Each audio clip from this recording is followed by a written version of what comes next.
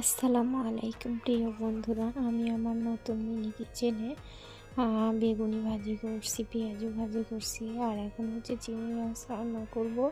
চিংড়ি মাছ রান্না করার জন্য হচ্ছে আমি পাতিল বসিয়ে দিয়েছি চুলোতে, আর হচ্ছে এই ছোট্ট কিউট মিনি তেলের বোতলটা থেকে তেল দিয়েছি। এত ভালো লাগে যে আমার এই তেলের বোতলটা। আর হচ্ছে আমি এখন পেঁয়াজ, তেলটা গরমে আসলে পেঁয়াজ এবং সব মশলা এখন আস্তে আস্তে দিয়ে দিব। টমেটো, কাঁচামরিচ আর পেঁয়াজ প্রথমে দিয়েছি, এখন দিয়েছি হচ্ছে রসুন বাটা, এখন মরিচের গুঁড়া, লবণ আর হচ্ছে হলুদ আর জিরার গুঁড়া দিয়ে দিব। আর এগুলো ভালো করে কষিয়ে নিয়ে আমি হচ্ছে মাছটা দিয়ে দিব। একটু পানি দিয়ে দিলাম, না হলে মশলাগুলো পুড়ে যাবে।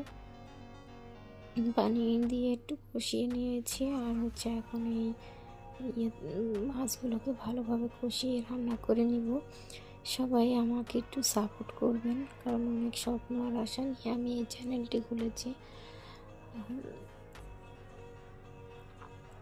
তো হচ্ছে আমার এখন রান্নাগুলো শেষ প্রায়। আমি এখন হচ্ছে এই আরেকটুখানি রান্না হলে শেষ হয়ে যাবে।